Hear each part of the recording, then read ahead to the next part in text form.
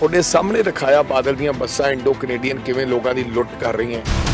CM ਦੇ ਰਿਸ਼ਤੇਦਾਰ ਦੇ ਘਰ ਈਡੀ ਦੀ ਰੇਡ ਹੁੰਦੀ ਹੈ, ਉੱਥੋਂ ਰਿਕਵਰੀ ਹੁੰਦੀ ਹੈ ਪੈਸੇ ਦੀ, ਤੇ ਇਹ ਗੱਲ ਤੁਹਾਡੇ ਵਿਰੋਧੀ ਵੀ ਕਹਿੰਦੇ ਨੇ ਕਿ ਮਾਫੀਆ ਦੇ ਘਰੇ ਬੈਠਾ ਸੀ ਕਿਤੇ।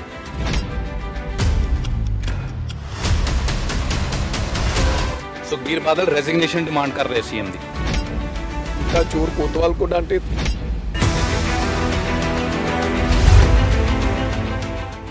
ਭਗਵੰਤ ਮਾਨ ਨੂੰ ਸੀਐਮ ਕੈਂਡੀਡੇਟ ਅਨਾਉਂਸ ਕੀਤਾ ਗਿਆ। ਐਜ਼ ਏ ਅਪੋਨੈਂਟ ਕਿਵੇਂ ਦੇਖਦੇ ਹੋ? ਇਹ ਮੰਨਿਆ ਜਾ ਰਿਹਾ ਕਿ ਪਾਰਟੀ ਨੂੰ ਬੜੀ ਨਵੀਂ ਜਾਨ ਮਿਲੀ ਹੈ ਭਗਵੰਤ ਮਾਨ ਦੇ ਐਜ਼ ਏ ਸੀਐਮ ਕੈਂਡੀਡੇਟ ਆਉਣ ਤੋਂ ਬਾਅਦ।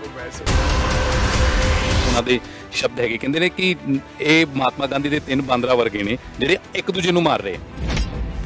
ਪਤਾ ਨਹੀਂ ਅਗਰ ਉਹਨਾਂ ਨੇ ਇਹ ਸਟੇਟਮੈਂਟ ਦਿੱਤੀ ਹੈ ਤਾਂ ਉਹੀ ਮੈਨੂੰ ਤਾਂ ਲੱਗਦਾ ਵਾਹੀਆਤ ਸਟੇਟਮੈਂਟ ਦਿੱਤੀ ਹੈ। ਖਾਦੇ ਪੀਤੇ 'ਚ ਦਾ ਕੋਈ ਅਸਰ ਹੋ ਜਾਂਦਾ। ਤੁਸੀਂ ਪਿਛਲੇ ਸਾਲ ਨਾਲੋਂ ਇਸ ਸਾਲ ਦੇ ਇਲੈਕਸ਼ਨਸ 'ਚ ਫਰਕ ਕਿਵੇਂ ਮੰਨ ਰਹੇ ਹੋ? ਤੁਹਾਨੂੰ ਲੱਗਦਾ ਕਿ ਜ਼ਿਆਦਾ ਮੁਸ਼ਕਲ ਹੋ ਗਿਆ, ਜ਼ਿਆਦਾ ਕੰਪਲੈਕਸ ਹੋ ਗਿਆ ਹੈ? ਹਾਂ, ਲੋਕ ਡਿਮਾਂਡਿੰਗ ਤਾਂ ਜ਼ਿਆਦਾ ਹੋ ਗਏ।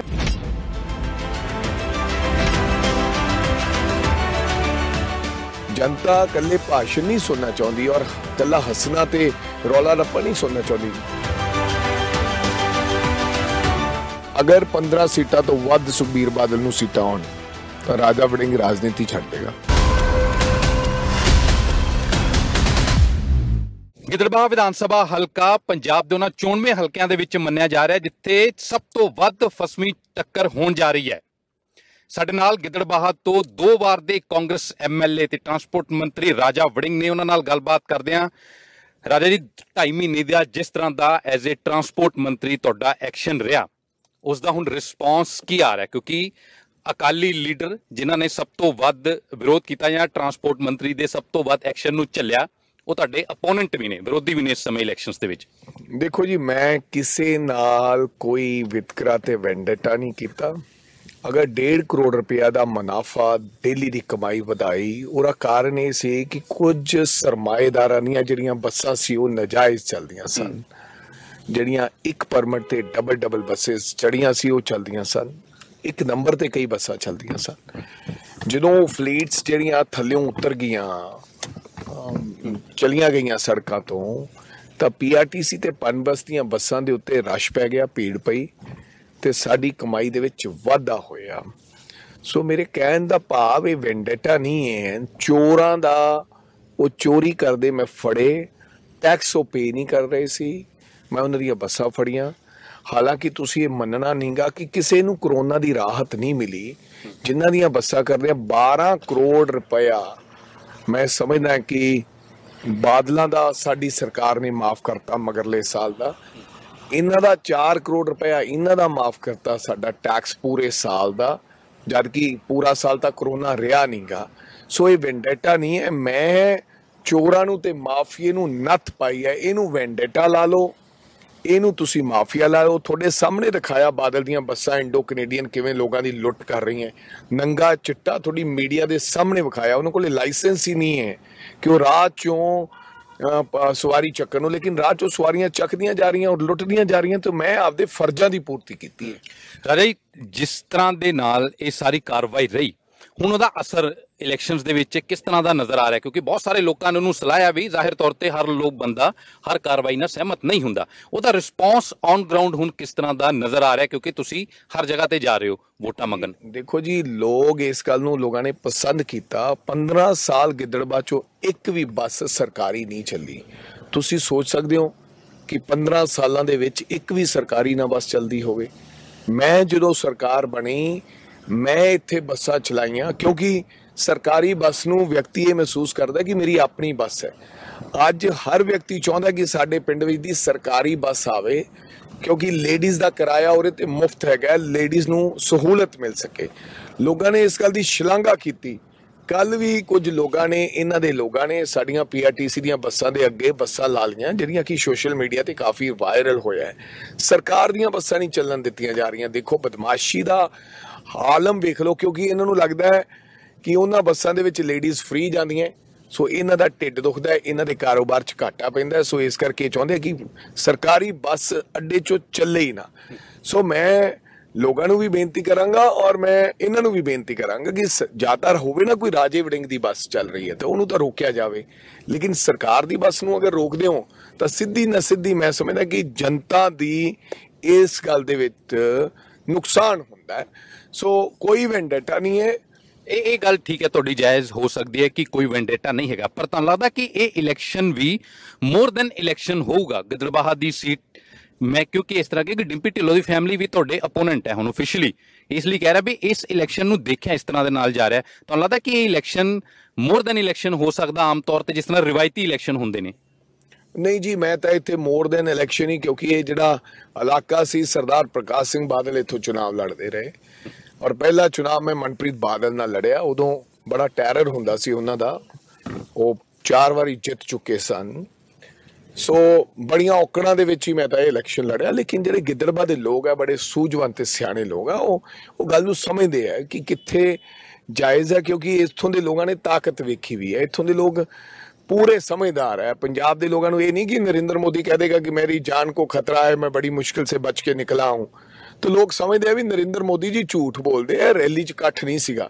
सो इत्थे भी लोग ये गल नूं समझते हैं। सो बड़ा टफ ही रहा हमेशा जिंदगी च मुकाबला, पर मैं बड़ा सुरखरू होके निकलिया, पहला 13,000 ते जित्तिया, फिर 19,000 ते जित्तिया, इन्हां लोगां नाल ही, उन्हां लोगां नाल ही मेरा हुण फिर मुकाबला। ਰਾਜਾ ਜੀ, ਤੁਸੀਂ ਵੀ ਜ਼ਿਕਰ ਕਰਦੇ ਰਹੇ ਹੋ ਨਵਜੋਤ ਸਿੱਧੂ ਦੀ ਤਰ੍ਹਾਂ ਕਿ ਮਾਫੀਆ ਕਈ ਕਿਸਮ ਦਾ ਚੱਲਦਾ ਹੈਗਾ। ਹੁਣ ਜਦੋਂ ਸੀਐਮ ਦੇ ਰਿਸ਼ਤੇਦਾਰ ਦੇ ਘਰ ਈਡੀ ਦੀ ਰੇਡ ਹੁੰਦੀ ਹੈ, ਉੱਥੋਂ ਰਿਕਵਰੀ ਹੁੰਦੀ ਹੈ ਪੈਸੇ ਦੀ, ਤੇ ਇਹ ਗੱਲ ਤੁਹਾਡੇ ਵਿਰੋਧੀ ਵੀ ਕਹਿੰਦੇ ਨੇ ਕਿ ਮਾਫੀਆ ਦੇ ਘਰੇ ਬੈਠਾ ਸੀ ਕਿਤੇ। ਸੋ ਸੀਐਮ ਦਾ ਕੀ ਨਜ਼ਦੀਕ ਦਾ ਰਿਸ਼ਤੇਦਾਰ ਹੈ? ਮੈਨੂੰ ਲੱਗਦਾ, ਮੈਂ ਤੁਹਾਨੂੰ ਪੁੱਛਣਾ ਚਾਹੁੰਦਾ ਕੀ ਰਿਸ਼ਤੇਦਾਰੀ ਹੈ ਸੀਐਮ ਦੀ ਉਹਨਾਂ ਨਾਲ? ਉਹਨੂੰ ਕਿਹਾ ਜਾ ਰਿਹਾ ਕਿ ਉਹਨਾਂ ਦੀ ਰਿਸ਼ਤੇਦਾਰੀ ਤੇ ਭਤੀਜਾ ਉਹਨਾਂ ਦਾ। ਕੋਈ ਸਕਾ ਭਤੀਜਾ ਹੈ ਕਿ ਵੈਸੇ ਭਤੀਜਾ ਹੈ? ਰਿਸ਼ਤੇਦਾਰੀ ਚ। ਤੁਸੀਂ ਹੁਣ ਮੈਨੂੰ ਇਹ ਦੱਸੋ ਕਿ ਮੇਰਾ ਹੁਣ ਕੋਈ ਸਕਾ ਭਰਾ ਜਾਂ ਮੇਰੀ ਭੂਆ ਦਾ ਮੁੰਡਾ ਫਿਰ ਵੀ ਮੇਰੇ ਤੇ ਕੋਈ ਇਲਜ਼ਾਮ ਲੱਗੇ ਤਾਂ ਚਲੋ ਮੰਨਿਆ ਜਾ ਸਕਦਾ। ਜਿਹੜਾ ਗਾਂ ਦੀ ਗਾਂ ਕੋਈ ਕੱਟੇ ਦਾ ਬਲਦ ਭਨੋਈਆ ਕੋਈ ਭਤੀਜਾ ਲੱਗਦਾ ਹੈ, ਕੋਈ ਚਾਚੇ ਦਾ ਮੁੰਡਾ ਨਹੀਂ, ਕੋਈ ਜ਼ਿਆਦਾ ਸਕਾ ਭਤੀਜਾ ਹੋਵੇ, ਜੇ ਗਾਂ ਦੀ ਗਾਂ ਕੋਈ ਭਤੀਜਾ ਲੱਗਦਾ ਹੈ, ਉਹਦਾ ਵੀ ਅਗਰ ਸੀਐਮ ਤੇ ਗੱਲ ਲਿਆਉਂਗੇ ਤਾਂ ਇਹ ਗੱਲ ਬਣਦੀ ਨਹੀਂ ਹੈ। ਉਹਨੂੰ ਜਾਣ ਬੁੱਝ ਕੇ ਤੋਲ ਦਿੱਤੀ ਜਾ ਰਹੀ ਹੈ। ਸੁਖਬੀਰ ਬਾਦਲ ਰੈਜ਼ਿਗਨੇਸ਼ਨ ਡਿਮਾਂਡ ਕਰ ਰਹੇ ਸੀਐਮ ਦੀ। ਸੀਐਮ ਦੇ ਰੈਜ਼ਿਗਨੇਸ਼ਨ ਦੀ ਸੁਖਬੀਰ ਸਿੰਘ ਬਾਦਲ ਉਲਟਾ ਚੋਰ ਕੋਤਵਾਲ ਕੋ ਡਾਂਟੇ। ਤੁਸੀਂ ਤਾਂ ਕਿਸੇ ਗੱਲ ਤੇ ਅੱਜ ਤੱਕ ਰੈਜ਼ਿਗਨੇਸ਼ਨ ਨਹੀਂ ਦਿੱਤਾ, ਤੁਹਾਡੇ ਤਾਂ ਘਰੋਂ ਸਾਰਾ ਕੁਝ ਸਮਾਨ ਪੜਿਆ ਗਿਆ। ਸੁਖਵਿਲਾਸ ਤੁਹਾਡਾ ਚੋਰੀ ਦਾ ਲੋਕਾਂ ਦਾ ਲੁੱਟਿਆ ਹੋਇਆ ਪੈਸਾ ਹੀ ਹੈ। ਐਡੇ ਐਡੇ ਵੱਡੇ ਹੋਟਲ ਬਣਾਏ ਆ, ਬੱਸਾਂ ਬਣਾਈਆਂ, ਲੁੱਟਿਆ ਹੋਇਆ ਪੈਸਾ ਹੀ ਹੈ। ਕੀ ਸਬੂਤ ਚਾਹੀਦਾ ਹੈ? ਸੀਐਮ ਦੇ ਘਰੋਂ ਅਗਰ ਪੈਸੇ ਫੜੇ ਜਾਂਦੇ, ਉਹਦੇ ਭਰਾ ਦੇ ਘਰੋਂ ਪੈਸੇ ਫੜੇ ਜਾਂਦੇ, ਉਹਦੀ ਭੈਣ ਦੇ ਘਰੋਂ ਪੈਸੇ ਫੜੇ ਜਾਂਦੇ, ਤਾਂ ਫਿਰ ਵੀ ਅਸੀਂ ਮਹਿਸੂਸ ਕਰਦੇ ਕਿ ਯਾਰ ਇਹ ਸੀਐਮ ਦੀ ਕਿਤੇ ਨਾ ਕਿਤੇ ਗਲਤੀ ਹੈ। ਹਾਲਾਂਕਿ ਉਹ ਵੀ ਗਲਤੀ ਨਹੀਂ ਹੈ, ਕਿਸੇ ਦਾ ਭਰਾ ਕੀ ਕਰਦਾ ਹੈ, ਪੁੱਤ ਕੀ ਕਰਦਾ ਹੈ, ਵੀਰ ਕੀ ਕਰਦਾ ਹੈ, ਇਹ ਕਿਸੇ ਨੂੰ ਨਹੀਂ ਪਤਾ। ਮੇਰਾ ਮੁੰਡਾ ਕੱਲ ਨੂੰ ਕੀ ਕਰਕੇ ਆਉਂਦਾ ਮੈਨੂੰ ਨਹੀਂ ਪਤਾ। ਪਰ ਤੁਹਾਨੂੰ ਲੱਗਦਾ ਕਿ ਜਦੋਂ ਸੀਐਮ ਦੇ ਨਾਲ ਨਾਮ ਜੁੜਦਾ ਪਿਆ ਤੇ ਕਿਸੇ ਤਰ੍ਹਾਂ ਦਾ ਇਹਨਾਂ ਦਿਨਾਂ ਦੇ ਵਿੱਚ ਇਮੇਜ ਡੈਮੇਜ ਹੁੰਦੀ ਹੈ, ਕਿਸੇ ਤਰ੍ਹਾਂ ਦਾ ਪ੍ਰੈਸ਼ਰ ਬਣਦਾ? ਮੈਂ ਤੁਹਾਨੂੰ ਕਿਹਾ ਕਿ ਸੀਐਮ ਦੀ ਇਮੇਜ ਨੂੰ ਕੋਈ ਫਰਕ ਨਹੀਂ, ਉਹ ਇੱਕ ਗਰੀਬ ਆਦਮੀ ਹੈ, ਆਮ ਵਿਅਕਤੀ ਹੈ, ਲੋਕ ਇਹ ਗੱਲ ਜਾਣਦੇ ਹੈ, ਲੇਕਿਨ ਇਸ ਗੱਲ ਦਾ ਕੋਈ ਅਸਰ, ਤੇਲਾ ਅਸਰ ਨਹੀਂ ਹੈ। ਮੈਂ ਤਾਂ ਤੁਹਾਨੂੰ ਕਿਹਾ ਕਿ ਮੋਦੀ ਨੇ ਇਹ ਗੱਲ ਬੜੀ ਬੜਾਈ ਕਿ ਮੇਰੇ को जान को खतरा था, पूरे देश च टीवी चैनलों ने चलाया कि मोदी जी बड़ी मुश्किल से बच के निकले, लेकिन की फर्क पिया? लोग जानते सी कि ये सारा ड्रामा किया गया, खाली कुर्सियां सी, इस करके उन्होंने संबोधन नहीं करना सी, तो ये बहाना मान लिया गया। सो सानू इस गल का कोई फर्क नहीं, कोई सीएम दी इमेज ਨੂੰ ਇਸ ਗੱਲ ਦਾ ਕੋਈ ਫਰਕ ਨਹੀਂ। ਪਰ ਰਾਜਾ ਜੀ, ਪੰਜਾਬ ਦੀ ਪੋਲਿਟਿਕਸ ਦੇ ਵਿੱਚ ਚਿਹਰੇ ਬਹੁਤ ਮੈਟਰ ਕਰਦੇ ਨੇ, ਹਨਾ? ਚਿਹਰਿਆਂ ਤੇ ਲੋਕੀ ਭਰੋਸਾ ਕਰਦੇ ਨੇ, ਕ੍ਰੈਡੀਬਲ ਹੁੰਦੇ ਨੇ ਚਿਹਰੇ। ਭਗਵੰਤ ਮਾਨ ਨੂੰ ਸੀਐਮ ਕੈਂਡੀਡੇਟ ਅਨਾਉਂਸ ਕੀਤਾ ਗਿਆ, ਐਜ਼ ਏ ਅਪੋਨੈਂਟ ਕਿਵੇਂ ਦੇਖਦੇ ਹੋ? ਇਹ ਮੰਨਿਆ ਜਾ ਰਿਹਾ ਕਿ ਪਾਰਟੀ ਨੂੰ ਬੜੀ ਨਵੀਂ ਜਾਨ ਮਿਲੀ ਹੈ ਭਗਵੰਤ ਮਾਨ ਦੇ ਐਜ਼ ਏ ਸੀਐਮ ਕੈਂਡੀਡੇਟ ਆਉਣ ਤੋਂ ਬਾਅਦ। ਵੈਸੇ ਤਾਂ ਮੈਂ ਵਧਾਈ ਦੇਣਾ ਚਾਹੁੰਦਾ ਭਗਵੰਤ ਮਾਨ ਜੀ ਨੂੰ ਕਿ ਉਹਨਾਂ ਨੂੰ ਮੁੱਖ ਮੰਤਰੀ ਦਾ ਚਿਹਰਾ ਐਲਾਨਿਆ। ਕਾਫੀ ਦੇਰ ਤੋਂ ਉਹਨਾਂ ਦੇ ਮਨ ਦੀ ਇੱਛਾ ਸੀ, ਪਿਛਲੀ ਵਾਰੀ ਤੋਂ ਵੀ ਵਿਚਾਰੇ ਬੜੇ ਬੇਆਬਰੂ ਸੀਗੇ ਇਸ ਸੌਦੇ ਨੂੰ ਲੈ ਕੇ, ਔਰ ਚਲੋ ਸ਼ੁਕਰ ਹੈ ਉਹਨਾਂ ਨੂੰ ਸੀਐਮ ਦਾ ਚਿਹਰਾ ਐਲਾਨਿਆਗਾ। ਪਰ ਮੈਂ ਸਮਝਦਾ ਕਿ ਵਿਜ਼ਨ ਨਹੀਂ ਹੈ ਕੋਈ। ਜਿਹੜਾ ਪੰਜਾਬ ਦੇ ਲੋਕ ਹੈ ਨਾ, ਇਹ ਬੜੇ ਵਿਜ਼ਨਰੀ ਲੋਕ ਹੈ।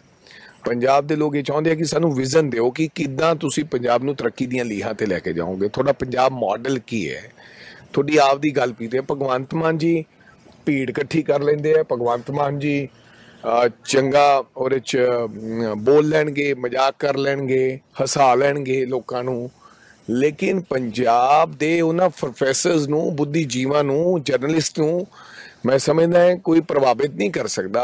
वो समझदे कि विजन दसो की है, कि मुख्य मंत्री का की विजन है, की एडमिनिस्ट्रेशन देगा, की पंजाब का नया रूप होएगा। ਕੀ ਤੁਸੀਂ ਨॉन ਸੀਰੀਅਸ ਕਹਿ ਰਹੇ ਹੋ?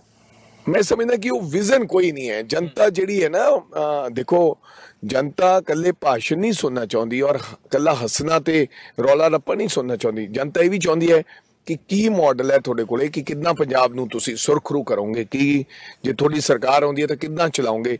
जनता ये महसूस करती है कि भगवंत मान वो एडमिनिस्ट्रेशन और सिस्टमैटिकली मुख्यमंत्री शिप नहीं चला सकते। ਪਰ ਕੰਪੈਰੀਟਿਵਲੀ ਜਦੋਂ ਕਾਂਗਰਸ ਇੱਕ ਚਿਹਰਾ ਮੰਗਦੀ ਹੈ ਅੱਗੋਂ ਤੇ ਕਾਂਗਰਸ ਹਾਈ ਕਮਾਂਡ ਕਹਿ ਦਿੰਦੀ ਹੈ ਕਿ ਅਸੀਂ ਜਿਹੜਾ ਕਲੈਕਟਿਵ ਲੀਡਰਸ਼ਿਪ ਦੇ ਮੁਤਾਬਕ ਲੜਨਾ ਹੈਗਾ।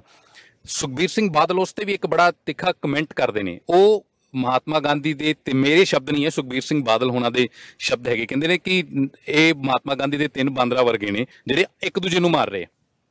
ਸੋ ਇਹਦਾ ਮਤਲਬ ਮਹਾਤਮਾ ਗਾਂਧੀ ਦੇ 3 ਬਾਂਦਰ ਵੀ ਮਾੜੇ ਸੀ।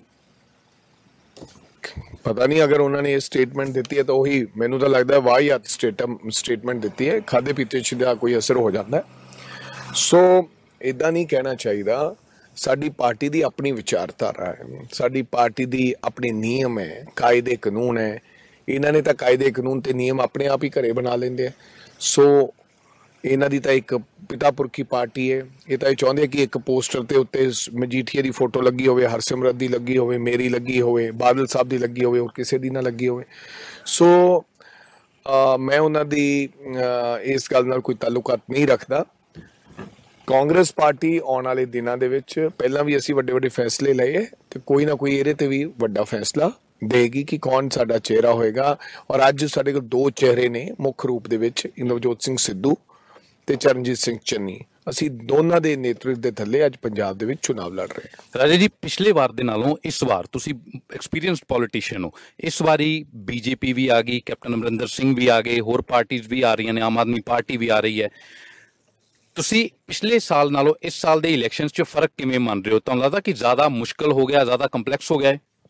हाँ, लोग डिमांडिंग तो ज़्यादा हो गए हैं। लोग थोड़ा एंटी इनकम्बेंसी भी होंगी है, लेकिन मैनू लगता है कि ज़्यादा पार्टियां जड़ियां लड़ रही हैं, ये नाल सत्ताधारी सरकार नूं काफ़ी फायदा पहुंचने की उम्मीद है। ਤੁਹਾਨੂੰ ਲੱਗਦਾ कि एंटी इनकम्बेंसी जो कैप्टन के फेस के नाल ये एक्सपैक्ट किया जा रहा है कि चले जाऊगी, वो गई है? नहीं जी, एंटी इनकम्बेंसी एक्चुअली लोग ये तो फील करते हैं कि 2.5 महीनों के विच जो सरकार ने करने की कोशिश की है, बड़े अहम फैसले लए है। सरकार की नीयत खोट नहीं सी। अगर कैप्टन अमरिंदर सिंह पहला उतर जाते तो शायद सरकार तमाम चीज़ों के उपर हल कर पाती। ये लोगों के विच आस की किरण जागी है।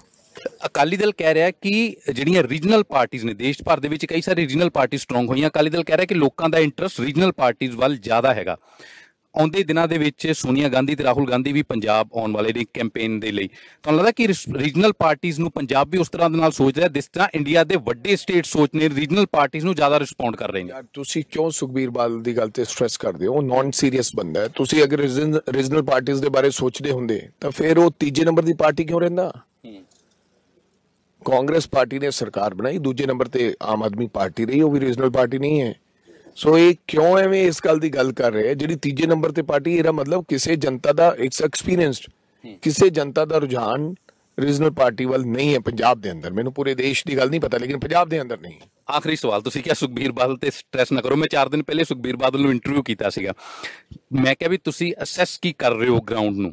ਕਿਹੜੀ ਪਾਰਟੀ ਤੁਹਾਡੇ ਲਈ ਮੇਨ ਚੁਣੌਤੀ ਹੈਗੀ ਹੈ, ਔਰ ਸੀਟਸ ਤੁਸੀਂ ਕਿੰਨੀਆਂ ਲੈ ਰਹੇ ਹੋ? ਕਿਉਂਕਿ ਕਈ ਸਾਰੇ ਸਰਵੇ ਵੀ ਆਏ ਨੇ, ਉਹ ਕਹਿੰਦੇ ਸਾਡੀਆਂ 85 ਸੀਟਾਂ ਆ ਰਹੀਆਂ ਨੇ। ਔਨ ਰਿਕਾਰਡ ਉਹਨਾਂ ਨੇ ਮੇਰੇ ਇੰਟਰਵਿਊ ਦੇ ਵਿੱਚ ਕਿਹਾ ਸਾਡੀਆਂ 85 ਸੀਟਾਂ ਆ ਰਹੀਆਂ ਨੇ। ਕਾਂਗਰਸ ਨੂੰ ਉਹ 3rd ਨੰਬਰ ਤੇ ਰੱਖ ਰਹੇ। मैं तो यही गल कहना है कि सुखबीर बादल इस गल की शर्त ला लैन। सुखबीर बादल तलवंडी साबो जाके मेरे नाल अरदास करा लैन परिवार समेत। अगर 15 सीटां तो वध सुखबीर बादल नूं सीटां आउण तो राजा वड़िंग राजनीति छड्ड देगा।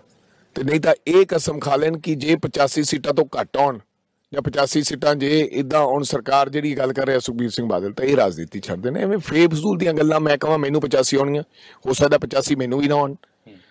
गल करनी चाहिए यार। डिप्टी चीफ मिनिस्टर रहा पंजाब का, यार केंद्र मंत्री रहा है, पीसीसी का प्रधान है। कोई चंगी गल जिहड़ी जनता नूं जचे, तू तो कल नूं कहेगा भाई 150 आ रही है मैनूं।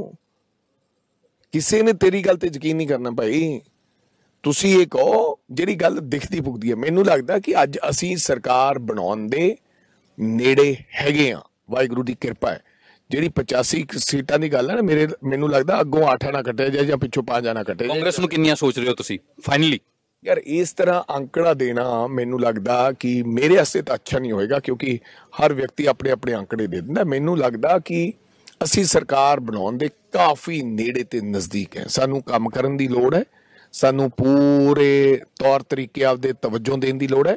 100% ਅੱਜ ਵੀ ਲੋਕ ਇਹ ਯਕੀਨ ਕਰਦੇ ਆ ਕਿ ਬਾਕੀ ਅਦਰ ਪਾਰਟੀਆਂ ਨਾਲੋਂ ਕਾਂਗਰਸ ਸਾਨੂੰ ਚੰਗਾ ਰਾਜ ਪੰਜਾਬ ਦੇ ਵਿੱਚ ਦੇ ਸਕਦੀ ਹੈ। ਬਹੁਤ ਧੰਨਵਾਦ।